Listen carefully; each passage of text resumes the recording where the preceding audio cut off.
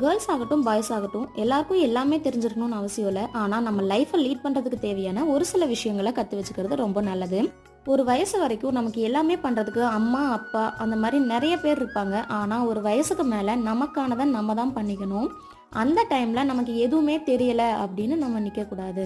வீட்டு வேலையாக இருந்தாலும் சரி, வெளியே போய் சம்பாதிக்கிற வேலையாக இருந்தாலும் சரி, ரெண்டுமே ரெண்டு பேருக்கும் அவசியமானது. அதனால எந்த சூழ்நிலையிலையும் இது என்னால் முடியாதுங்கிறத தோணிடவே கூடாது. அந்த டைமில் தான் நம்ம உடஞ்சி போயிடுவோம். எல்லாமே சின்ன வயசுலேருந்தே நம்ம போகிற போக்கில் கற்றுக்கிறதுல தான் இருக்குது. குழந்தைகளாக இருந்தாலும் இப்போ இருந்தே சொல்லி கொடுத்து வளர்த்துக்கணும்.